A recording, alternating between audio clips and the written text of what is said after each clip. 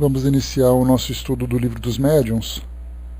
Nós estamos no capítulo número 25, o item número 278, linguagem a usar com os espíritos. E também vamos tentar continuar no próximo item, utilidade das evocações vulgares. Lembrando que a palavra vulgar, embora hoje ela tenha um tom pejorativo, vulgar significa vulgo, vulgo significa popular, comum. Então os espíritos comuns, qual a importância, qual o valor dessas evocações. Bom, nós lemos aqui nos itens anteriores sobre, deixa eu pegar aqui, sobre os espíritos que podem ser evocados. Vimos a importância dos espíritos bons, dos espíritos que podemos considerar maus, inferiores, o que proveito nós podemos tirar dessas comunicações. Agora, sobre a linguagem, nós fizemos uma introdução no nosso estudo anterior, em que eu li para vocês uma entrevista que Kardec realizou com a rainha de Oudh, aquela rainha indiana, que trazia ainda as impressões de quando estava encarnada, exigindo um tratamento compatível com a sua realeza, e Kardec acabou acompanhando a ideia dela para que ela ficasse mais à vontade e participasse, e que depois São Luís trouxe para nós uma orientação falando das limitações da inferioridade desse espírito, se acreditando no mundo espiritual, portadora dos mesmos títulos que possuía quando estava aqui na Terra. Então, nós vimos que a linguagem que Kardec utilizava, uma linguagem muito serena, uma linguagem muito tranquila, acompanhando as intenções daquele espírito. E agora a gente vai compreender um pouquinho mais o que significa isso, que linguagem que nós podemos utilizar. Porque, na verdade, o que Kardec coloca aqui para nós é uma orientação geral sobre esses diálogos que são travados com os espíritos, diálogos com os espíritos superiores, com espíritos inferiores, e cada um recebendo um tratamento adequado, um tratamento compatível com a sua elevação. E o detalhe dessas orientações é exatamente que nós consigamos ou tenhamos a compreensão de que os títulos ou a posição que o espírito ocupa aqui no mundo físico não existe no mundo espiritual. Então, muitas vezes, nós podemos imaginar, por exemplo, numa reunião mediúnica, onde é feita uma evocação, e o espírito que foi, por exemplo, uma autoridade militar, na época em que estava encarnado, e quando desencarna, ele então exige ser tratado dentro dos padrões da sua patente. E nesse caso, aqueles que fazem evocação e conversam com o espírito, não têm a necessidade de temerem esse espírito, mas, na verdade, conversar com ele utilizando o bom senso, utilizando a educação, mas compreendendo a necessidade que ele tem de ser esclarecido quando é possível.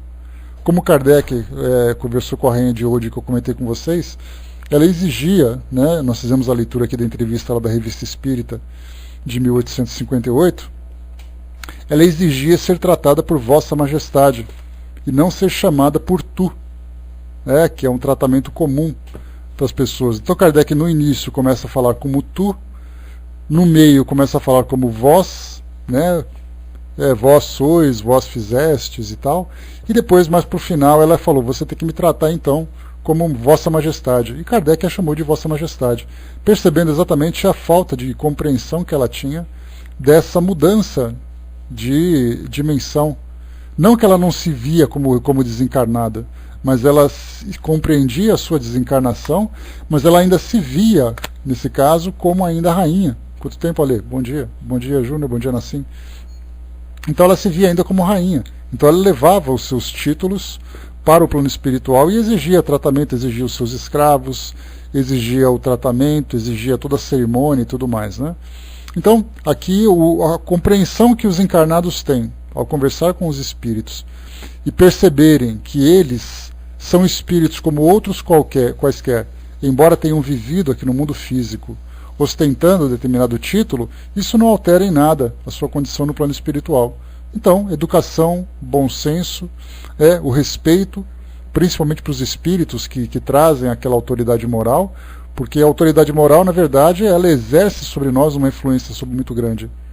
E se o espírito é um espírito comum, ele é tratado com educação, e deve ser tratado de uma forma que ele aprenda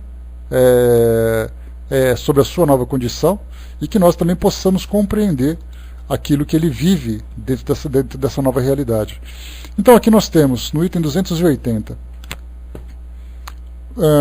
o grau de superioridade ou inferioridade dos espíritos indica naturalmente o tom em que se deve falar.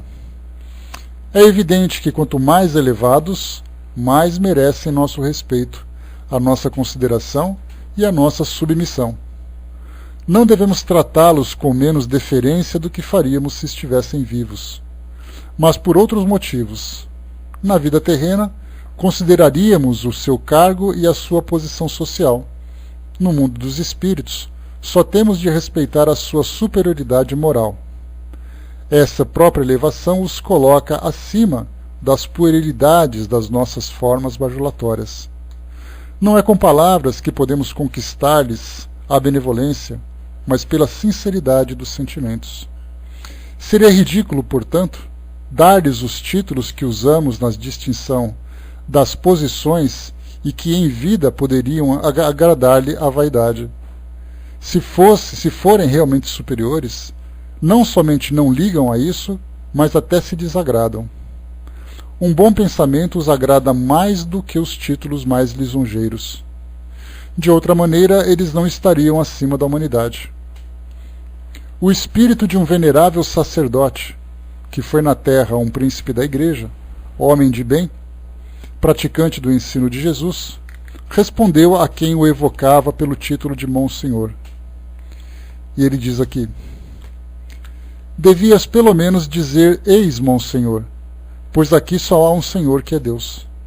É bom saber que vejo aqui os que se ajoelhavam diante de mim na terra, e diante deles me inclino. Então o espírito que já, por ser um homem de bem, por ter uma compreensão, compreendia a sua nova condição, que nada daquilo que viveu dentro da hierarquia sacerdotal da igreja tem importância no plano espiritual, a não ser aquilo que ele cultivou em termos de valores, que era exatamente ali que ele ostentava a sua autoridade moral. Herculano Pires fez um comentário para nós, dizendo: os títulos usados em alguns casos, como nas comunicações de São Luís, do apóstolo Paulo e outros, têm apenas a função de identificação do espírito comunicante. É preciso distinguir uma coisa da outra.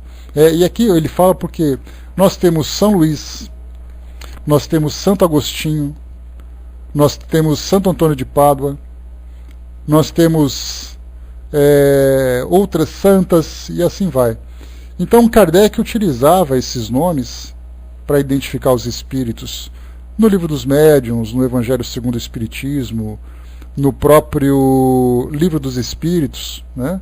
Então, para aqueles que leem de um modo apressado e superficial, vai encontrar nas palavras de Kardec uma grande incoerência diante daquilo que ele fala.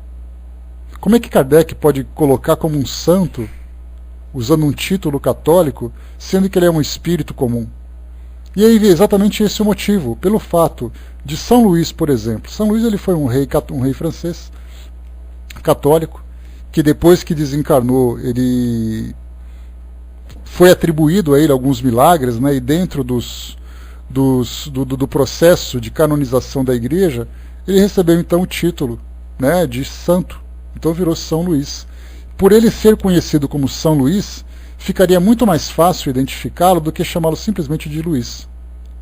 Então Santo Agostinho foi uma personalidade aqui na Terra, no campo da religião, no campo da filosofia. São Luís, no campo social, no campo filosófico, no campo religioso, e outras personalidades que no plano espiritual se identificam com o nome que tiveram aqui na Terra, pelo fato de para facilitar nossas comunicações. Nós já vimos aqui em capítulos anteriores, bom dia pessoal que chegou, vimos em capítulos anteriores que os espíritos, quanto mais elevados eles se encontram, menos importância eles dão para a sua identidade.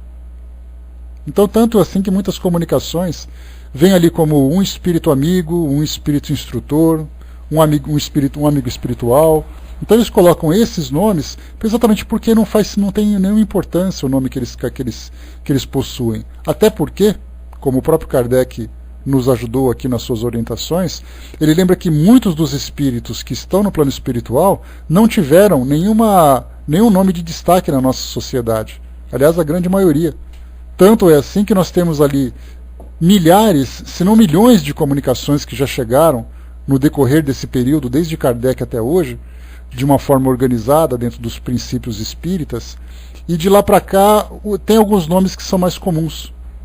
Então aqui no Brasil, por exemplo, nós temos Meimei, Joana de Ângeles, André Luiz, Emmanuel. Então a gente vai relacionando esses nomes, né? Exatamente, né, Ale? Então aqueles espíritos que ostentam algum tipo de título é exatamente ali por uma questão de ego, por uma questão de apego à vivência terrena que ele teve. No caso de um espírito com maior elevação, ele percebe que isso não tem importância nenhuma. Então, como eu falei para vocês, se nós pegarmos aqui, né, todos os espíritos que aqui no Brasil já trouxeram alguma publicação, então, mais uma vez, vamos pensar aqui naqueles que são mais comuns. Emmanuel, Joana de Ângeles, Manuel Filomeno de Miranda, André Luiz, Meimei, Patrícia, Luiz Sérgio, que mais? E alguns outros. Esses nomes são os mais comuns porque esses espíritos viam a necessidade de trazerem os seus nomes para estabelecerem uma relação com os médiuns e com os leitores que acompanhariam as suas publicações. Então, por isso a importância da identificação. Do contrário, nós teríamos um livro em que nós não conseguiríamos acompanhar, por exemplo, o raciocínio do espírito, já que a gente nunca saberia qual seria a origem, quem seria o espírito responsável por aquela comunicação. Então eles utilizam nomes fictícios. O próprio nome de André Luiz, por exemplo, vocês se lembram, era um nome fictício. Hoje existe uma polêmica, se por acaso ele foi Carlos Chagas, se por acaso foi Oswaldo Cruz, se por acaso ele foi algum outro médium que viveu lá naquele período do início do século XX, final do século XIX, viveu aqui no Brasil, né? Não se sabe exatamente se foi em São Paulo ou no Rio de Janeiro, algum estado aqui da região sudeste. Então existe aquela polêmica, todo mundo querendo saber quem foi André Luiz. E esse nome foi simplesmente inventado. Ele teria necessidade de se identificar, para evitar qualquer tipo de polêmica, como aconteceu, por exemplo, com Humberto de Campos, que foi um escritor da nossa literatura, e quando ele trouxe uma comunicação e assinou como Humberto de Campos, né, um livro de uma coletânea de poesias, a família entrou com processo na justiça exigindo direitos autorais, que acabou perdendo naturalmente porque o tribunal julgou que, se ele não estava mais vivo, não era possível mais a família exigir direito autoral. E aí então foi que ele começou a utilizar o nome Irmão X, que foi ali um codinome, né, um nickname ou um apelido que ele utilizou para facilitar as suas comunicações, evitando qualquer tipo de conflito com a família. Assim, outros espíritos também se identificam com nomes fictícios apenas para estabelecerem uma relação com os encarnados. Agora, se é um espírito que simplesmente vem trazer uma comunicação esporádica, com um fim específico, né, para aquela reunião, para aquele trabalho, para colaborar na publicação de um livro, ele não vê necessidade nenhum de revelar a sua identidade. Até porque, como nós somos muito curiosos e temos um problema muito sério com essa relação de orgulho, de ego e tudo mais, nós percebemos que nós damos muito mais valor para a identidade do espírito. Tanto é assim que nas comunicações mediúnicas, o espírito pode ficar ali durante 10 minutos psicografando. Quando ele escreve o nome dele, quando ele assina a psicografia, todo mundo presta atenção. Você viu o que o espírito trouxe? Aquele espírito que veio falar alguma coisa e tal? Então ninguém presta atenção no conteúdo. Então esses espíritos que trabalham de uma forma anônima, que aliás vai ser um grande desafio para todos nós, que ao retornarmos para o plano espiritual e desejarmos trabalhar nessa relação com os encarnados, vai ser muito complicado a gente conter o nosso ego, porque a gente quer dizer assim, olha, fui eu que mandei para você essa mensagem. Sou eu que estou falando com você. Eu que vivi naquele dia, naquele período, naquela época, fazendo aquele tipo de trabalho. Aí virão os mentores espirituais, dá um tapinha nas nossas costas e fala, ignora teu nome. Aqui você é mais um só trabalhando. Aí a gente vai fazer aquele bico caído, né, de frustração. Tá bom, né, vou ter que trabalhar como um anônimo, como se não fosse nada. O Júnior colocou nessa coisa do ser algo, vale muito pelo nosso apego. Sem o apego, Quando se fala em apego, é o apego àquilo que nós vivemos no mundo físico. Né? Aliás, essa é uma dificuldade, que a grande, a esmagadora, não adianta, Júnior, né? A gente vai querer dar carteirada, se der carteirada já mostra claramente a sua inferioridade, né? Porque quando você vive uma vida aqui no mundo físico, e você gosta da vida que você teve, significa que você está criando uma relação de apego com a vida. Então você não quer ir embora, você quer continuar sendo quem você é, você quer continuar no local onde você se encontra, ostentando o título que você conquistou. Aí você vai para o plano espiritual, tem que abrir mão de tudo aquilo que você deixou, que você conquistou aqui. Esquece tudo aquilo que você viveu em termos de personalidade e guarde apenas aquilo que você conquistou em termos de valores e experiências. Então, mas se eu digo assim, mas eu queria que as pessoas me reconhecessem por aquilo que eu fui. Então a gente está dando muito mais importância pela vida que nós tivemos no mundo físico do que na vida que nós estamos tendo no plano espiritual. É esse tipo de apego.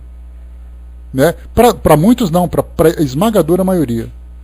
É um processo muito doloroso você sair de uma situação em que você tinha uma posição e você viver incógnito, você viver no anonimato.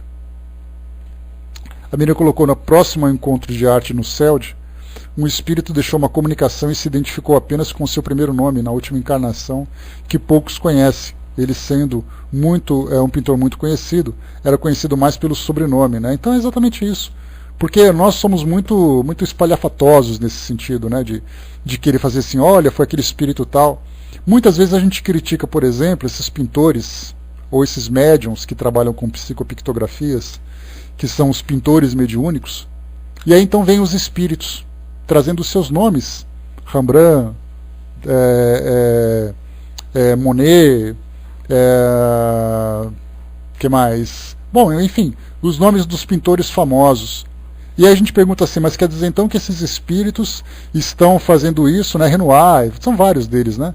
Então quer dizer então, o Picasso também é muito comum as manifestações dele. Então quer dizer que esses espíritos continuam ainda carregando o orgulho de serem pessoas famosas. Ali já é uma situação completamente diferente. Porque os trabalhos de psicopictografia, de pintura mediúnica, têm o objetivo de impressionar as pessoas, levando para ela uma realidade do plano espiritual. Daí então essas personalidades mantêm os seus nomes para que possam provocar nos encarnados essa impressão. De você falar assim, olha, quer dizer então que Picasso continua vivo no plano espiritual? Não é isso. Quer dizer então que existe vida no plano espiritual? Essa é a questão. Daí então eles ostentam os seus nomes, mantêm com um objetivo específico, que é mostrar para as pessoas que o espírito que desencarnou há certo tempo continua vivo no plano espiritual e o trabalho que ele produz é um trabalho compatível com aquilo que ele fazia quando estava encarnado. As mesmas técnicas, os mesmos temas, as mesmas cores. Os cantores mediúnicos, a mesma coisa. Aliás, os cantores, os músicos que desencarnaram, que vêm se manifestar através dos médiums, né? Essa não é uma questão de vaidade fraterna, essa é a questão. Tá? Porque esses espíritos vêm, que o propósito deles é chamar atenção para a vida no plano espiritual. Então todos eles se identificam, é aquele grupo de espíritos famosos que fazem isso, com o objetivo de chamar a atenção dos encarnados. Agora, se eu me manifesto numa reunião mediúnica, que ela não vai se tornar pública, e eu quero ficar famoso naquele grupinho de meia dúzia, isso mostra o meu ego.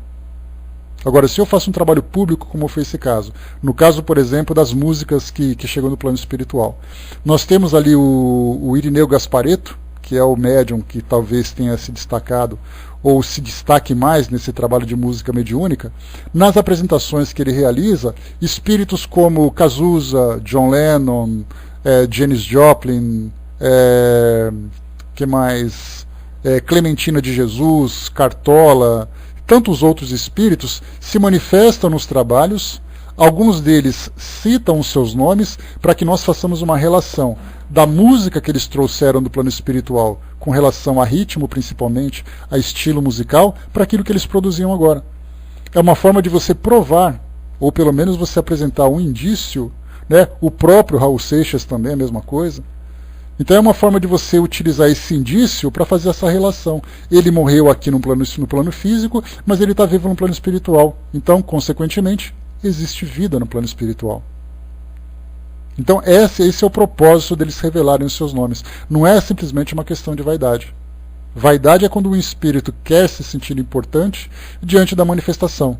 Já esses espíritos, que são esses artistas, reconhecem que o trabalho que eles fazem é muito mais importante do que eles próprios, do que suas próprias personalidades. Cindizinha colocou recentemente, um dos ex-prefeitos da cidade se comunicou no centro.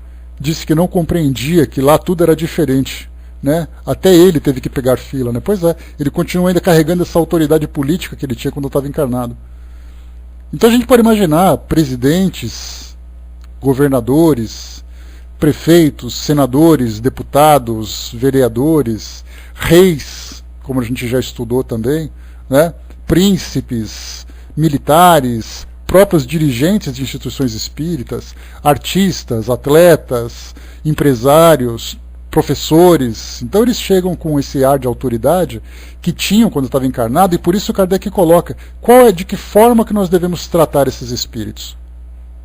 Tratar com respeito, como respeita qualquer outro espírito, mas respeitando muito mais os valores que ele possui em termos de autoridade moral do que o título que ele ostentava. Um espírito que vem e diz assim: eu sou um professor e eu quero que você me chame de professor. Aí, como Kardec fez com a Majestade, Rainha de Oude, vamos chamar ele de professor, mas já está denotando claramente ali a sua inferioridade, o apego ao título que ele possuía quando estava encarnado. Pois é, a Miriam lembrou aqui André Luiz, né, que chegou lá no plano espiritual dizendo: não, porque eu fui médico no plano espiritual, fui isso, fui aquilo outro. Pessoal, então você vai limpar chão. Pra você aprender que aqui não tem nada, você não é médico de nada aqui. Porque aqui você não tem corpo físico para ter. Então, na verdade, está certo que ele fazia isso de boa vontade. Claro que tinha uma pitada de orgulho, por ele ser o médico, né, ainda mais um médico no final do século XIX, começo do século XX, ser médico era uma posição social. Era assim o bom partido, né? Você chegava, hoje também é, né, de certa forma, mas naquele período era muito mais, porque você tinha que fazer uma faculdade de medicina, você era uma pessoa que salvava vidas e tudo mais.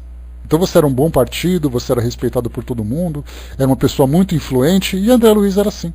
Chegando no plano espiritual, ele continuou se comportando do modo como ele se comportava aqui, apesar da sua boa vontade, mas ele teve que reformular completamente os seus valores, porque no plano espiritual tudo é visto de uma forma diferente. A Maria Lúcia colocou: Cazuza não foi um espírito perturbado pelas drogas, promiscuidade, etc. Foi sim, Maria Lúcia, e ele fala isso numa das músicas que ele cantou. Para quem quiser ouvir a letra da música dele, ouvir a música, né, e compreender a letra, dá uma chegadinha depois no YouTube e coloca Irineu Gasparetto Cazuza. E aí vocês vão encontrar um vídeo de uma apresentação que ele fez no Jô Soares. Na época o Jô Soares ainda era do SBT e o programa chamava Jô Soares 11h30. E isso foi mais ou menos, eu lembro que eu assisti, por acaso, foi lá para 1994, 95, por ali. Então já faz bastante tempo. E nessa apresentação ele cantou 3 músicas. O John Lennon cantou uma música. Depois o Cartola conversou com o Jô Soares e depois cantou uma música. E depois o Cazuza veio e cantou uma música direto. E nessa música ele fala exatamente que ele tinha se dado mal aqui na Terra. Exatamente pelo caminho que ele trilhou. Mas ele trazia, porque ele já passou por aquela fase de perturbação, já tinha se recomposto. Né? Porque o fato do espírito ter vivido uma vida problemática aqui quando encarnado, chegando no plano espiritual, se ele tem essa facilidade para compreender a sua nova condição, se refazer do caminho equivocado que escolheu e tudo mais, ele pode, nesse caso, começar a fazer um trabalho muito, muito, muito bacana. E essa música do Cazuza, ele reconhecia o erro, mas ele trazia uma mensagem edificante. Uma mensagem muito bonita. Mas dá para vocês pegarem ainda, fraterno, tem bastante coisa para vocês verem lá. Né, dá uma olhadinha no Cartola, por exemplo, né, o interessante, a própria passagem do Raul Seixas foi difícil, ele escreveu naquele livro Roqueiros do Além. Ele conta um pouco da sua história, das drogas, da perseguição, das dificuldades de se refazer no plano espiritual e tudo mais. Então são todos eles, todos passam por esse processo, né? Então, como eu falei para vocês, o Cartola, quando conversou com o Jô Soares, ele falava um pouquinho sobre a saudade que ele tinha da Dona Zica, que era a sua então esposa na época, que também já desencarnou. Falava da saudade da Estação Primeira de Mangueira, né, que era a sua escola de samba do coração e tudo mais. Então, apesar dele ser um espírito que estava no plano espiritual, um espírito que já tinha essa compreensão, inevitavelmente ele sentia saudade daquilo que ele vivia e daquilo que fazia feliz quando ele estava aqui. Vai ser meu caso, por exemplo, né? Imagina eu lá no plano espiritual vendo o Timão jogando aqui embaixo, né? Você acha que eu não vou querer saber qual vai ser o placar, quais foram os títulos que ele conquistou? Não vai ser de uma hora para outra que eu vou conseguir me desapegar dessa paixão, né? Então faz parte dessa coisa. Alguns acham que eu vou para o umbral por causa disso, né? Mas eu não vou, eu vou para o céu, eu vou ficar tranquilo lá. Com o pato e tudo ainda por cima, Júnior, né? Então eu vou acompanhar as mesmas músicas, vou fazer tudo, né? Mas o fato de nós termos esse gosto, esse carinho, esse amor por determinados tipos de experiências aqui no plano físico, isso não denota necessariamente uma inferioridade. Mostra que eu continuo ainda vinculado a alguns elementos do plano físico, mas eu posso ter a minha consciência completamente voltada para a construção, né, de valores no plano espiritual, de assistência a outras pessoas no plano espiritual, trabalhando em conjunto com os encarnados. Então nada impede isso. Então assistam esses vídeos, que eles são muito interessantes. Eles trazem sim, um conteúdo didático muito profundo. Tá? Então procurem lá Irineu Gasparetto com Cartola e Irineu Gasparetto com o Cazuza. E aí depois vocês absorvam o conteúdo daquilo que é feito. Né? Júnior, campeão do mundo, Júnior, não faz isso. O brasão está no nosso peito ainda, Júnior. Vamos lá, vamos em frente. Bom, no tocante aos espíritos inferiores, nós estamos falando de diálogos aqui. Né? De que forma que nós vamos conversar com os encarnados. No tocante aos espíritos inferiores, seu próprio caráter determina a linguagem que devemos empregar. Há entre eles os que, embora inofensivos e até mesmo benévolos, são levianos, ignorantes, impulsivos. Tratá-los igual aos espíritos sérios, como fazem algumas pessoas, seria o mesmo que nos inclinarmos diante de um escolar ou perante um asno com barrete de doutor. O tom familiar não lhes causa estranheza e nem os melindra, pelo contrário, é o que lhes agrada. Então a gente pode conversar, imagina conversar, por exemplo, com um mentor espiritual que tem uma posição moral elevada realmente no plano, nessa outra dimensão. Aí então ele ele se manifesta numa reunião mediúnica, ele é reconhecido pelos participantes, e diante daquela autoridade moral, o espírito fala e todo mundo escuta. Ninguém ousa interrompê-lo exatamente pelo conteúdo da mensagem que ele transmite.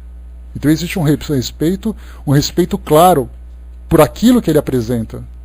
É a mesma coisa se você vai, por exemplo, num centro espírita, e você tem ali um palestrante que tem uma vida com valores reconhecidos por aquela comunidade. Não porque ele é famoso, porque a fama não significa nada. Mas você sabe que pelo trabalho que ele realiza, por aquilo que ele já viveu, por aquilo que ele já demonstrou, ele mostra realmente que é uma pessoa do bem. E aí então todo mundo para, naquele absoluto silêncio, ouvindo e absorvendo aquilo que ele está transmitindo. Aí então vem um espírito comum, sai do meio da plateia, começa a conversar e coisa e tal. As pessoas não têm aquele mesmo respeito em termos de autoridade moral. Respeito o fato dele estar lá na frente falando e tudo mais, mas tem uma impressão muito diferente daquele outro. No caso das reuniões mediúnicas, os espíritos que se manifestam, principalmente aqueles que vêm para serem auxiliados, então o espírito se manifesta através do médium, começa-se a observar a necessidade de auxílio que ele precisa, aí então nós mudamos o nosso tom.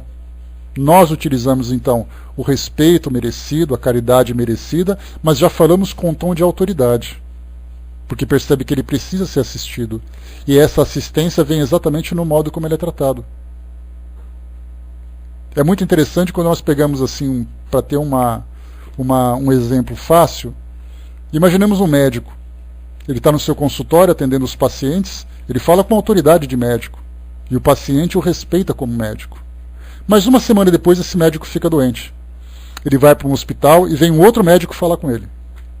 Aí, então nesse caso é ele que se submete à autoridade daquele médico, daquele especialista. Embora ele seja médico, embora ele compreenda o que o médico está falando, quem é a autoridade é o outro. Então os papéis se inverteram. A mesma coisa, você é um aluno. Aí você está fazendo um curso, participando ali de um trabalho para o seu aprimoramento, E depois de um certo tempo você vira o professor. E aí você vira professor e aluno em situações distintas. Num momento você usa um linguajar de submissão, de respeito àquela autoridade, no outro você se torna uma autoridade. Então esses espíritos também se manifestam assim.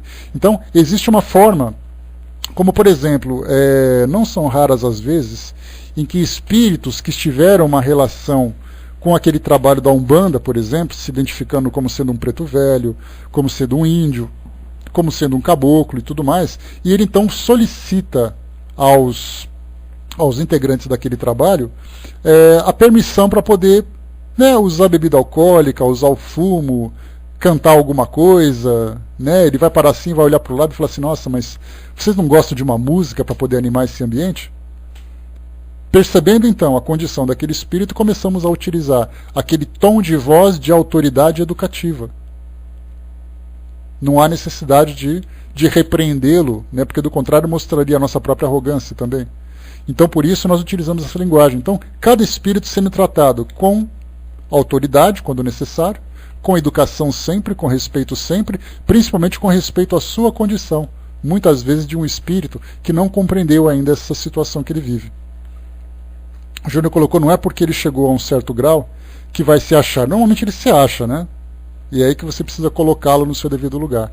Mas, do contrário, como os trabalhos são de assistência espiritual, se por acaso o orientador utilizar aquela palavra de autoridade, repreendendo o espírito no sentido de constrangê-lo, ele pode simplesmente se desvincular do médium e ir embora. E o trabalho foi completamente perdido. Não houve ganho nenhum. Então por isso o espírito ele se coloca naquela condição. Então o espírito vem falando palavrão, o espírito vem fazendo piadinhas, o espírito vem com aquela agressividade. Ali então vai se utilizar a linguagem adequada para aquela situação. Sempre pensando que tudo aquilo que for falado, tudo aquilo que for colhido daquela experiência, sempre deve ter como objetivo o aprimoramento daquele espírito com o esclarecimento ou assistência. Nenhum espírito se manifesta para poder levar bronca. Na verdade, ele se manifesta, ou ele é conduzido pelos próprios espíritos, para que ele seja esclarecido. E é então a grande necessidade do preparo que os dirigentes, né, os esclarecedores, os doutrinadores das reuniões mediúnicas precisam ter, para entender de que forma que você vai falar com o espírito. Certa vez, eu ouvi uma entrevista de um palestrante, isso já faz bastante tempo, foi na TV Mundo Maior, mais ou menos uns 10, 15 anos. E ele então estava dando uma entrevista sobre a questão dos cursos, né, que ele dava para doutrinadores.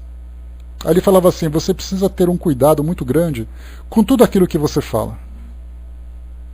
Muitas vezes você quer usar o termo querido irmão, o espírito fala, primeiro que eu não sou seu irmão, segundo eu não sou querido. Você já leva um fora de cara. Então você não pode usar essa docilidade toda se você não conhece o espírito. Então tem que ser de uma forma neutra. Muitas vezes você não pode dizer para o espírito, boa noite meu irmão, bom dia meu irmão, porque muitas vezes ele pode estar numa condição atemporal. Ele não sabe se é dia, não sabe se é noite. Então ele falava assim, é muito mais fácil você dizer assim, né? Você não pode chamar de irmão ou de irmã porque você não sabe quem o espírito é. Um espírito incorpora no médium e começa a chorar. Ele é homem ou mulher? Dentro da sua personalidade. E aí, então todos esses detalhes são situações muito pequenas, muito delicadas, que se você não souber tratar, você constrange o espírito. E se ele for um espírito sofredor, um espírito melindroso, você acaba perdendo o trabalho. Então de imediato ele falava assim, seja bem-vindo em nome de Jesus. Você não fazia referência a sexo, não fazia referência a tempo, não fazia referência a nomes. E aí com o passar do diálogo, o doutrinador, ou esse orientador espiritual, vai então pescando os detalhes para poder construir uma base onde ele possa trabalhar. Então isso é muito interessante de receber essa orientação, algo que a gente simplesmente não considera. E só quem vive nesse momento, nessa experiência, sabe como funciona. Aquilo que Kardec fez naquela entrevista que a gente leu foi assim. Ele conversava naturalmente, conforme o espírito foi querer impor a sua autoridade, ele compreendendo a ignorância do espírito, mas vendo que era importante aquela comunicação, pelo conteúdo que ele poderia absorver, que ele poderia colher daquele encontro, ele então foi dando corda. Mas ele sabia exatamente o que estava acontecendo. Ele tinha controle sobre aquela reunião, né? A lei colocou, né, o bom comunicador fala a linguagem do seu público, né? Assim ele pode se fazer entender seja onde for, né? Ensino isso na faculdade de jornalismo. Por aí mesmo, ali. Porque se você não souber falar com o entrevistado, se você não souber se enquadrar naquele contexto, você fica completamente deslocado e você simplesmente não faz o seu trabalho. Com professores a mesma coisa. Um professor que tem essa sensibilidade, ele sabe ler o perfil dos alunos. Então ele sabe o tom de voz, a linguagem que ele tem que utilizar, a postura que ele precisa ter. E isso tudo acontece por quê? Porque nós temos essa variedade de personalidades, de valores, né? A Fraterna colocou, né, que é por isso que quando falo com desencarnado, falo como se falasse com o encarnado, afinal somos todos espíritos. É essa naturalidade, que por isso que Kardec coloca aqui agora, Fraterna, tratá-los igual aos espíritos sete,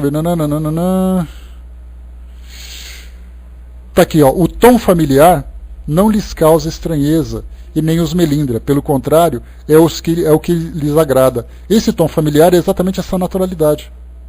O espírito sendo tratado como uma pessoa, sendo respeitado como uma pessoa. É isso que esses espíritos querem, principalmente se forem espíritos sofredores. Aquele médico mais simpático não é aquele médico que te trata de igual para igual. Ele tem a autoridade dele, ele é respeitado por isso. Mas a forma como ele te trata é fundamental para você voltar ou não voltar.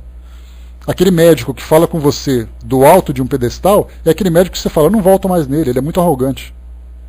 Ele mal olha na minha cara, ele mal fala comigo. Quando fala, fala com aquele ar de superioridade. E aí tem aquele outro médico que pega na sua mão, te acompanha até a porta, conversa com você com naturalidade. Aquele médico te conquista na hora. Por quê? Porque ele te reconhece como uma pessoa e não como um doente. Nas reuniões mediúnicas é a mesma coisa. Se você olha para o espírito que se manifesta como um pobre coitado, como um doente, e você quer se colocar como superior a ele, acabou, você acabou de perdê-lo. Agora, se você o trata com naturalidade, conversa com equilíbrio, conversa com sinceridade, pronto, você conquista a simpatia dele e você quebrando aquela barreira inicial que existe em torno dele, de sofrimento, de dor, de desprezo, porque os espíritos sofredores são aqueles que são mais desprezados. Ontem nós falamos sobre preconceito. Esses espíritos sofrem constantes preconceitos no plano espiritual pelo fato de serem rotulados como espíritos inferiores. E aí então, já que eles são inferiores, todo mundo é superior a eles. E aí então falam com essa superioridade e o espírito se sente cada vez mais constrangido. Fraterna colocou, é como minha filha, uma médica que usa o seu lado humano sem autoridade. O bom senso, a sensibilidade, a compreensão, a fraternidade, é a linguagem universal em qualquer lugar. Ela abre qualquer tipo de porta, né? Júnior colocou, tive uma experiência com um dentista, momento complicado no qual o mesmo me deixou super bem. Tá aí uma outra experiência positiva também, né? Então é assim que a gente tem que pensar. Tratar os outros como você gostaria de ser tratado. Fundamental para que a gente tenha ali, né, uma experiência positiva, né? Bom dia, Balque, abraço. Bom dia, pessoal que chegou. Bom dia, Elcio. Vamos lá. Entre os espíritos inferiores, há os que são infelizes. Sejam quais forem as faltas que espiam, seus sofrimentos merecem tanto mais a nossa piedade, quanto ninguém escapa a essas palavras do Cristo. Aquele que está sem pecado, que atire a primeira pedra. A benevolência com que os tratamos é um consolo para eles. Na falta de simpatia, que encontrem em nós a indulgência que desejaríamos para nós mesmos. O que ele quer dizer com isso, na falta de simpatia? Que muitas vezes o espírito não quer conversa com ninguém, muitas vezes o espírito tem ali um perfil que não nos agrada como pessoa. Então eu posso não gostar daquele espírito. Vamos pensar num espírito, por exemplo, que não gosta de nenhuma religião. Um espírito que teve uma experiência negativa.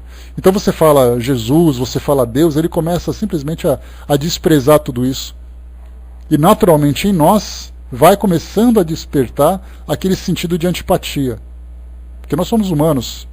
Quando você tem a boa vontade de conversar com alguém e esse alguém te despreza, aqueles espíritos arrogantes que olham para você e falam assim, é estranho, quem que você pensa que você é para me tratar desse jeito? Se me trata como se eu fosse um coitadinho, a gente já começa a olhar para ele meio torto já, né? Bom, já não gostei desse espírito. Mas aí é que o Kardec coloca, você pode até não gostar, mas é importante que você tenha indulgência, porque é para compreender exatamente o sofrimento que ele está carregando. O espírito endurecido, ele não foi criado endurecido, ele se tornou endurecido por N experiências que ele já viveu na sua vida que nós simplesmente desconhecemos. E como o propósito é assistência, que o nosso ego então fique em segundo plano e a nossa fraternidade, indulgência, paciência, tolerância seja ali o primeiro ponto. Herculano Pires trouxe para nós mais um comentário a esse respeito, dizendo o seguinte: há criminosos e pecadores que algumas pessoas encaram nas sessões como desprezíveis em consequência dos preconceitos humanos. O Espiritismo nos ensina que todas as criaturas humanas são falíveis, mas também são moralmente recuperáveis, e que nós mesmos temos falhas mais graves do que às vezes supomos. Quanto aos espíritos sofredores, são criaturas que buscam a nossa compreensão, o nosso amparo, e tratá-los com arrogância nas sessões é faltar à caridade. Então, Herculano Pires fechou aqui esse raciocínio de uma forma bastante clara. E continua aqui para nós. Os espíritos que demonstram a sua inferioridade pelo cinismo de sua linguagem, pelas mentiras, essas mentiras podem surgir principalmente na forma como eles se identificam. Falam o nome, fazem uma brincadeira, falam fantasias e tudo mais, né? Então, cinismo pela linguagem, pelas mentiras, pelos sentimentos baixos e pelos conselhos pérfidos são certamente menos dignos do nosso interesse do que aqueles cujas palavras atestam o seu arrependimento. Mas devemos tratá-los pelo menos com a piedade que nos inspiram os grandes criminosos. O meio de os reduzir ao silêncio é nos mostrarmos superiores a eles, pois só estabelecem intimidade com pessoas de que nada tenham a temer. Porque os espíritos perversos reconhecem a superioridade dos homens de bem, como reconhecem a dos espíritos superiores. Então aqui fala dos encarnados e dos desencarnados que trazem a autoridade moral. Mas essa autoridade moral, ela não se revela pela austeridade das palavras, ela se revela exatamente pela educação, pela forma como você os trata. Aí sim mostra. E esses espíritos começam então a responder. É que vocês não devem imaginar, eu acredito que vocês consigam, o bate-boca que acontece entre médiums, entre dirigentes despreparados e espíritos. Um espírito se manifesta, solta um palavrão, aí então depois vem ali o dirigente, o orientador, responde a esse palavrão, porque ele se sentiu ofendido por aquilo que ele falou, e aí começa aquele bate-boca. Porque você é isso? Não, porque você pensa que eu não sei o que você fez, que você é pior porque você está nessa condição. Quer dizer, vira briga de rua. Barraco dentro de uma reunião mediúnica de assistência espiritual. E isso acontece. Porque dá a impressão de que o fato de você organizar uma reunião mediúnica dá a impressão de que você é um grande conhecedor. Que você sabe tudo, e na verdade não é. São aqueles médiums que são assim, não, eu não preciso nada disso. Eu já sei tudo, vamos fazer uma reunião mediúnica aqui agora. E aí, de repente, puf. É mais ou menos o caso de professores que batem boca com o aluno. Porque você é isso? Não, porque é sua mãe, porque é seu pai, porque você foi. Vai você, e aquela coisa assim, quer dizer, batendo boca. Então, essa autoridade, ela se desenvolve através do quê? Da experiência, da conquista dos valores, dos objetivos que se tem naquele trabalho, das prioridades que cada um estabelece para si mesmo diante daquilo que faz. Então esses barracos acontecem com muita frequência, porque nem todos os grupos mediúnicos estão preparados para isso. São pessoas, são seres humanos. Completamente, Júnior. Cai feio ainda por cima. Por isso então, como foi colocado aqui, o meio de os reduzir ao silêncio, fazer o espírito se calar diante daquilo que ele faz, é nos mostrarmos superiores a eles, não a superioridade da arrogância, lembrando disso, pois só estabelecem intimidade com pessoas que nada tenham a temer. Então, na verdade, essa autoridade faz com que o espírito perceba que ele tem que respeitar o ambiente, não pela força, pela ameaça, mas por aquilo, pela proposta do ambiente. Mais uma vez, Herculano Pires coloca para nós aqui, item 8. Tratar esses espíritos em pé de igualdade é o mesmo que disputar com loucos, mas nos mostrarmos superiores, como Kardec coloca, não é sermos arrogantes, e sim tratá-los com amor, com superioridade moral, não nos igualando aos seus modos, nem os agredindo. A gente vê muito isso com essa questão da autoridade.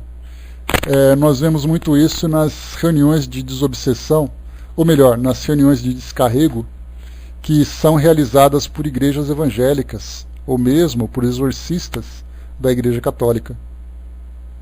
Houve um tempo em que essas reuniões públicas nas igrejas evangélicas eram transmitidas na televisão. E aí então a gente vê aquele pastor botando a mão na cabeça do doente e, em nome de Jesus eu te ordeno que faça isso. E aí então o espírito se contorce, o espírito grita e coisa e tal, né? E naquelas reuniões que a situação não deu certo, que a gente não vê na televisão, em que o espírito vem dizendo assim, né? Sai em nome de Jesus, o espírito fala, quem é você? Para falar assim comigo. Então a gente vê muitas vezes porque se utiliza desses eventos para fazer um espetáculo, para impressionar o público, do que necessariamente um trabalho de caridade. Já que isso é uma caridade para o encarnado e também um trabalho de caridade para o desencarnado. Por isso, se você não tiver preparo para isso e você utilizar essa agressividade, você não resolve absolutamente nada.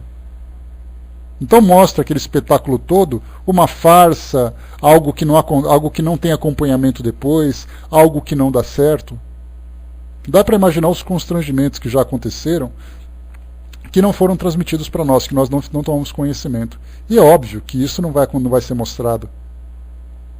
Você mostrar que o poder de Deus foi menor do que o poder do diabo dentro dessa visão, que na verdade Deus e o diabo não tem nada a ver com isso, é o ser humano com o ser humano. É o indivíduo com o indivíduo. Então isso nós vemos nesse caso. A agressividade física que nós comentamos recentemente, de você, por exemplo, numa reunião dessas de descarrego, você pega um chicote e começa a bater no encarnado, no coitado, para que o espírito saia dele, e de repente o espírito vai embora dando risada e a pessoa ficou cheia de hematoma. Apanhou de graça. E como nós colocamos, né, igrejas foram processadas pelo fato de pessoas desencarnarem, pessoas morrerem pela violência desses exorcismos.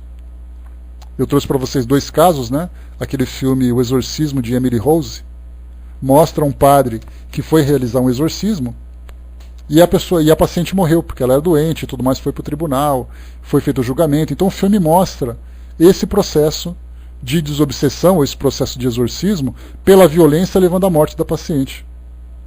E em outro caso, nós tivemos aqui uma igreja evangélica em São Paulo que fez a mesma coisa, usou aquela autoridade física, espancou a pessoa para poder expulsar o diabo, a pessoa morreu. Então não é essa autoridade, não é a autoridade humana em que nós usamos a posição, o título, a violência. É uma autoridade moral que nós temos que aprender através, por exemplo, do exemplo de Jesus. Não Jesus do misticismo, Jesus do mito, mas o Jesus da personalidade. Se não quiserem Jesus, por exemplo, vamos pegar a minha preferida, e que a Sandra também adora, Madre Teresa de Calcutá. Madre Teresa de Calcutá era aquela mulherzinha magrinha de 1,60 m, com aquela roupinha de freira. Quando ela olhava para a cara de um empresário e falava alguma coisa, na hora ele se rendia. Por que isso tudo? Autoridade moral. Chico Xavier foi um outro exemplo. As pessoas que entravam no ambiente onde ele se encontrava, elas praticamente caíam de joelho.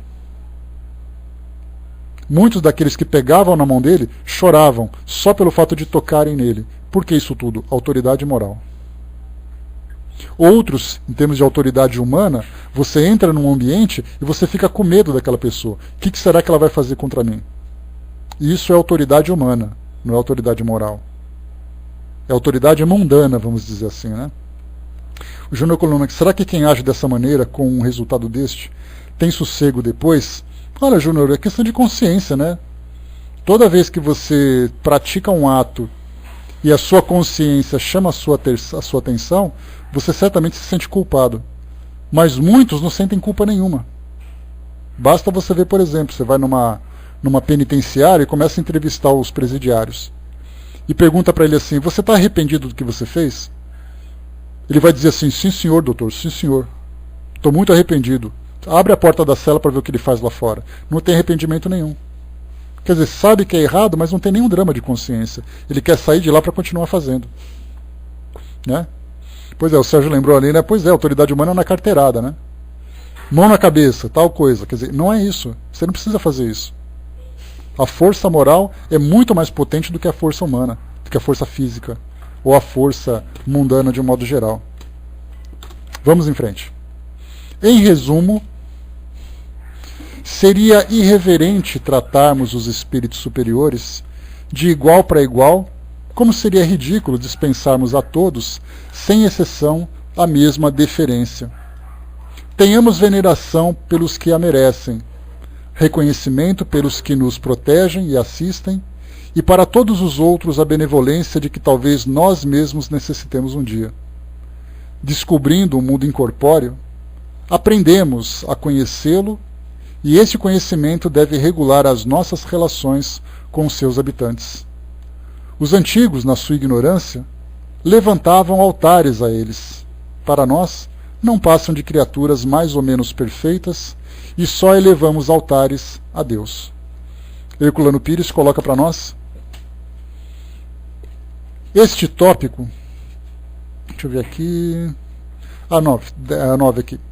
Elevar altares, neste caso, é expressão figurada, estabelecendo a diferença entre duas épocas. Espíritas não elevam altares. Então, por exemplo, vamos supor que nós estejamos numa reunião. Aliás, eu já vi isso algumas vezes, não vi muitas vezes, mas algumas vezes, em estudos espíritas. Aquele que conduz o estudo, lendo, por exemplo, o Evangelho segundo o Espiritismo, lendo o Livro dos Espíritos, em vez de falar, por exemplo, Santo Agostinho, que é o título que Kardec utilizou para identificar o espírito, ele simplesmente chama de Agostinho, porque ele acha que é uma futilidade utilizar o nome de santo, já que ele não é católico.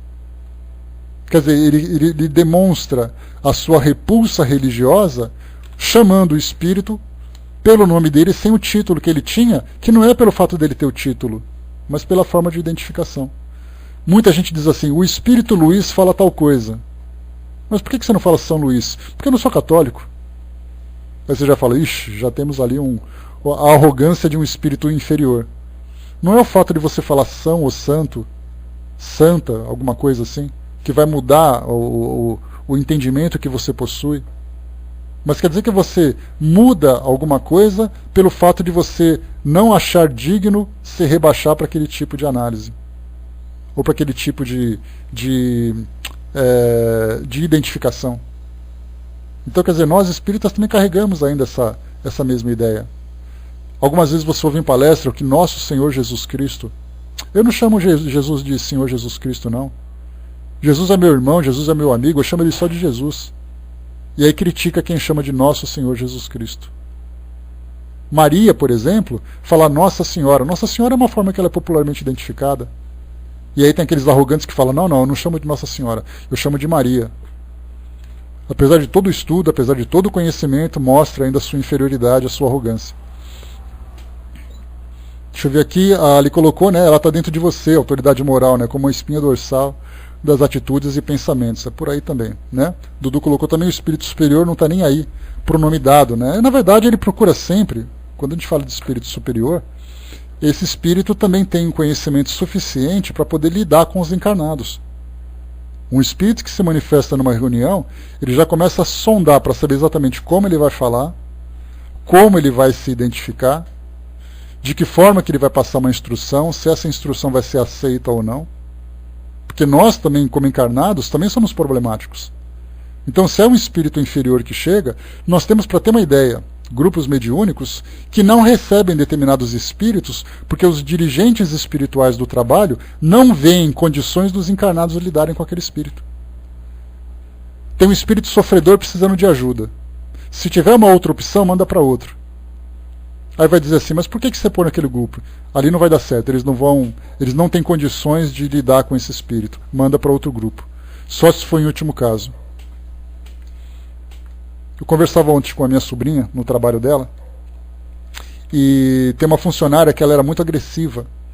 Então os próprios chefes diziam assim, olha, quando tiver que atender algum cliente, não manda ela, vai na frente. Porque às vezes ela é muito grossa e ela trata as pessoas mal. Então, quer dizer, percebe que os dirigentes do trabalho a mantêm por uma questão de competência, obviamente, mas se tiver naquela situação de atender um cliente, manda outra pessoa porque ela não tem condições de fazer isso. Que ela perde a paciência rápido, ela acaba depois falando de uma forma agressiva com o cliente. O que significa isso? Que nos centros espíritas é a mesma coisa. Você tem aquele médium, aí você olha assim, bom, ele é médium, ele é ostensivo, ele tem conhecimento, mas ele tem uma personalidade difícil. Então é melhor não utilizar aquele grupo, ou só utiliza aquele grupo quando ele não estiver presente. Até os espíritos fazem isso. Pois é, por aí. Até os espíritos fazem essa seleção. Começam a analisar o perfil de cada grupo para saber exatamente que tipo de trabalho que eles podem realizar. Obrigado, Cindizinha. Vamos lá aqui para a gente continuar mais um pouquinho. A gente vai entrar agora no... Deixa eu ver aqui... com M de macaco, Sérgio. Utilidade das evocações vulgares. Deixa eu ver aqui no item 281. É pequeno, dá para a gente fazer rapidinho. O que significa a utilidade das evocações vulgares? É muito comum nas reuniões mediúnicas, pelo fato de nós termos ainda aquele orgulho, vaidade e tudo mais, nós queremos receber personalidades. Espíritos apenas que são considerados superiores, espíritos mais famosos, espíritos que são espíritas e tal, e desprezarmos os espíritos comuns, aqueles espíritos que não tem nada de muito filosófico, muito científico, não tem conhecimento para poder acrescentar. Kardec traz esse subitem para nós, para chamar exatamente a atenção daquilo que nós temos que aproveitar, não dos espíritos, da qualidade dos espíritos que se manifestam, mas de nós aproveitarmos de todas as experiências de relacionamento com o mundo espiritual. A Revista Espírita, por exemplo, ela é repleta de diálogos, né? O Céu e o Inferno seria assim um resumo, né, Osmar, daquilo que Kardec trouxe. Ele trouxe, acho que são 63 ou 64 diálogos que ele traz em espíritos das mais variadas naturezas. Espíritos felizes, espíritos medianos, espíritos criminosos arrependidos, espíritos endurecidos, suicidas, expiações terrestres. Então várias categorias, ele foi categorizando, juntando cada grupo de espírito, e depois mostrando, né, a vivência de cada um. Mas na Revista Espírita nós temos algo muito mais profundo, porque na Revista Espírita ele esbanja de comunicações. E ali ele tem espírito que desencarnou recentemente, que é um ilustre desconhecido, um soldado, um político, uma mãe de família, um espírito instrutor. Então ele vai aproveitando de tudo para poder compreender exatamente a natureza do plano espiritual. O Sérgio colocou, igual uma vez fui num centro aqui na rua onde estava tendo uma exposição de arte espírita, aí tinha lá uns quadros assinados por Monet que eram bem simplórios e que não era de Monet mesmo, né? Aí o exemplo de médium fascinado. Pode acontecer também, é uma questão do médium querer, por exemplo, se sentir mais importante do que o trabalho que ele realiza. E aí vem espíritos trazendo ali vários tipos, né? Não apenas quadros, mas as próprias comunicações, livros que trazem conteúdo duvidoso, mensagens que trazem conteúdo pobre. Então isso tudo acontece o quê? Como Kardec colocou, a identificação dos espíritos. Se identifica o espírito pelo conteúdo da sua obra, mas principalmente também pelo caráter do médium, né? Acredito que qualquer comunicação é um problema que a gente acaba enfrentando. Então aqui nesse caso, utilidade das evocações vulgares. Kardec fala de uma forma muito, muito clara sobre isso, de uma forma muito simples. Então a gente vai agora a leitura. O item 281. As comunicações dos espíritos superiores, ou dos que animaram grandes personagens da antiguidade, são valiosas por seus elevados ensinamentos. Esses espíritos atingiram um grau de perfeição que lhes permite abranger mais amplo círculo de ideias, desvendar mistérios que ultrapassam as possibilidades humanas e iniciar-nos assim melhor do que outros, em certas questões. Mas isso não quer dizer que as comunicações de espíritos de ordem menos elevada sejam inúteis, pois o observador pode instruir-se com elas. Para conhecer os costumes de um povo, é necessário estudá-lo em todas as suas camadas. Quem apenas o observar num dos seus aspectos, o conhece mal. A história de um povo não é a de seus reis ou a de seus expoentes sociais. Para julgá-lo, é necessário pesquisar a sua vida íntima, os seus hábitos particulares. Ora, os espíritos superiores são os expoentes do mundo espírita.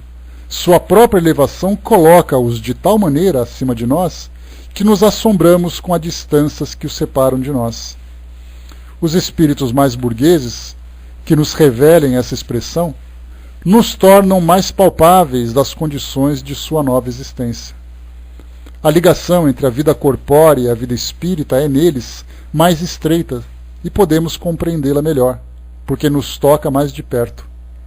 Aprendendo por eles mesmos o processo de sua transformação, como pensam e o que experimentam os homens de todas as condições e de todos os caracteres, os homens de bem e viciosos, grandes e pequenos, os felizes e os infelizes do nosso século, numa palavra, os que viveram entre nós, que vimos e conhecemos, cuja vida real podemos conhecer com suas virtudes e erros, compreendemos melhor as suas alegrias e seus sofrimentos, partilhamos de umas e de outros e tiramos de ambos o ensino moral. Este ensino é tanto mais proveitoso quanto mais íntimas forem as ligações entre eles e nós. É mais fácil nos colocarmos no lugar daquele que foi nosso igual do que de outro que apenas vemos através da miragem de uma glória celestial. Os espíritos vulgares nos mostram o resultado prático das grandes e sublimes verdades de que os espíritos superiores nos dão a teoria. Aliás, no estudo de uma ciência, nada é inútil. Newton descobriu a lei das forças universais no mais simples fenômeno, lembrando lá a maçã que caía. O que significa tudo isso? Quando nós pegamos, por exemplo, o Livro dos Espíritos, ele foi uma coletânea de informações que chegaram de espíritos com grande conhecimento. Tanto que esse livro é a base da doutrina espírita, que a partir dele surgiram as outras obras. Então os espíritos superiores vieram trazer para nós um conhecimento muito interessante. Em termos científicos, termos morais, termos filosóficos, termos religiosos ou espirituais, se preferirem. Então quando nós pegamos um espírito que fala do estado de perturbação, do retorno à vida espiritual, né?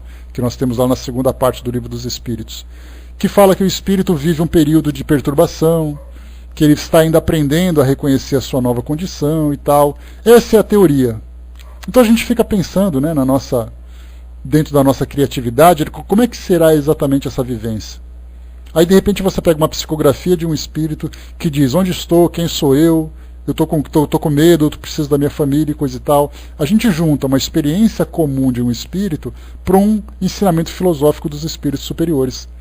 Então estudar o Livro dos Espíritos apenas pode trazer para nós uma ilusão bastante problemática, porque nós teremos a perspectiva do plano espiritual apenas dos espíritos superiores. Tanto é assim que nós temos uma pergunta interessante, em que Kardec coloca, né, sobre essa questão do desencarne, e os espíritos dizem assim: para o espírito, o corpo físico nada representa. É como uma roupa que ele troca. Vocês devem se lembrar dessa passagem, ou de uma passagem semelhante. Muito bem, para o espírito, de fato, o corpo físico pouco importa, é como uma roupa que troca. Fala isso para um espírito que está no cemitério preso no corpo dele, que o corpo dele não tem valor nenhum.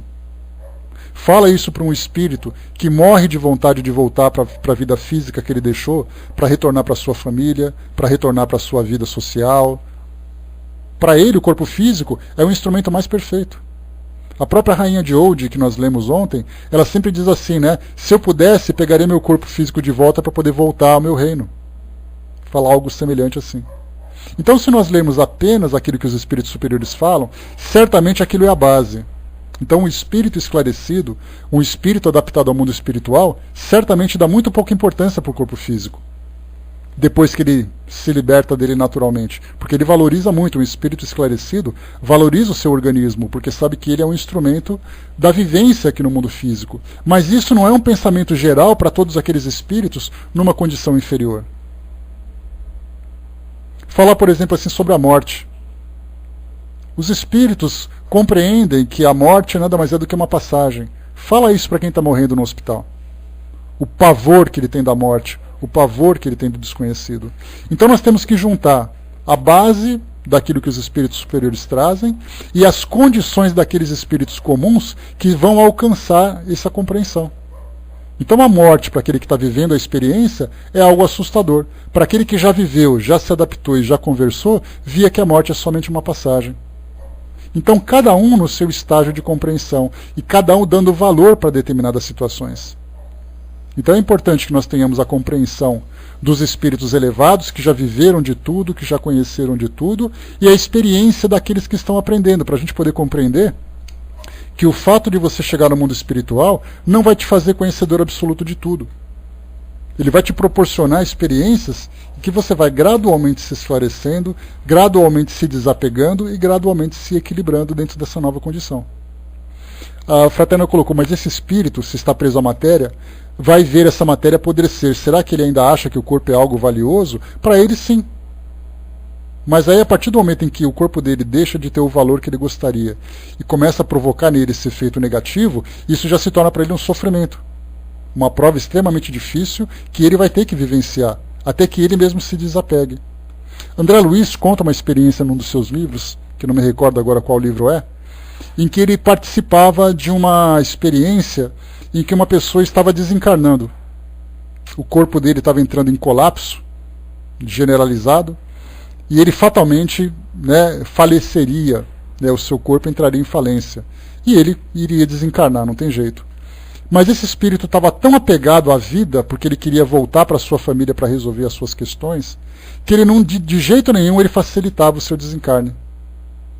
E André Luiz então ele dizia, que ele pôde, com a visão espiritual, olhar em detalhes o que estava acontecendo no corpo no momento do desencarne.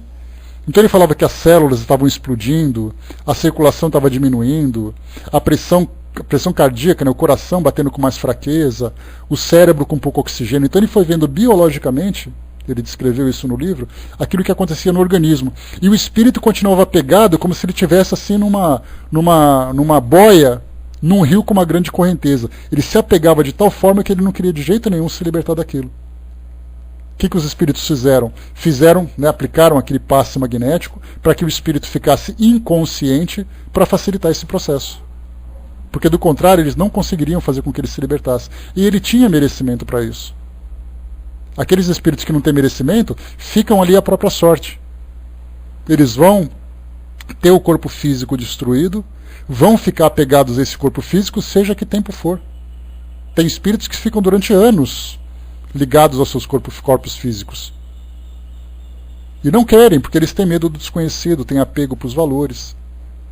Então cada espírito reage de uma forma diferente. O Osmar colocou, corpo é igual ao dinheiro, traz transtorno, mas precisamos dele. É a mesma coisa, só que chega uma hora que você precisa se libertar do dinheiro, Osmar? Imagina, você acabou de ganhar na Mega Sena 70 milhões de reais, no dia seguinte você tem um infarto. Aí você vai falar assim, justo agora? Aí você fala assim, mas eu não quero ir, eu quero continuar, eu quero usar essa grana pelo menos para comprar uma coisa nova. Aí vai vir um espírito no seu ouvido e falar assim, a casa caiu, meu amigo, vai embora. Aí você vai falar, não quero.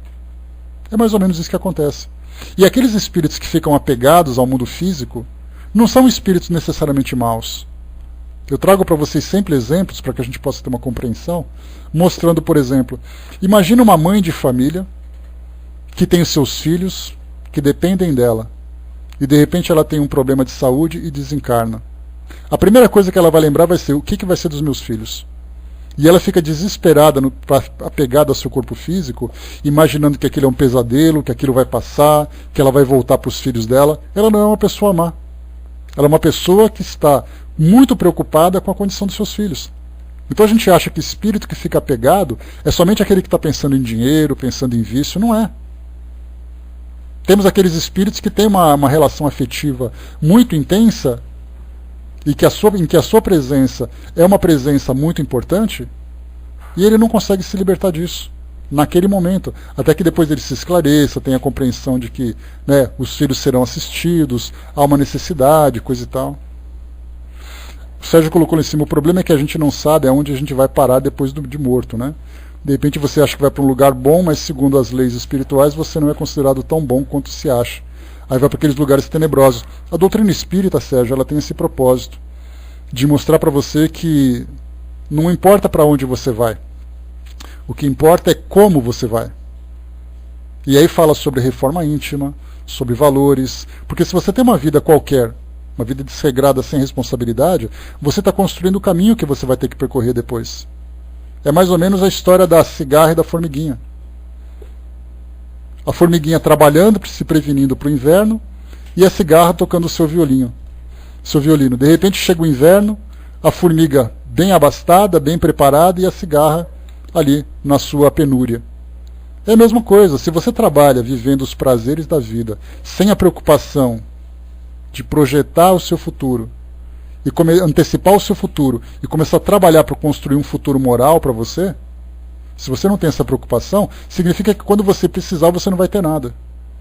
A sua poupança moral não foi realizada. Consequentemente você não vai ter nada para resgatar, nada para sacar. Então é mais ou menos essa a ideia. Para a gente poder fechar, a Miriam colocou, a própria família diz, fulano era a base da família.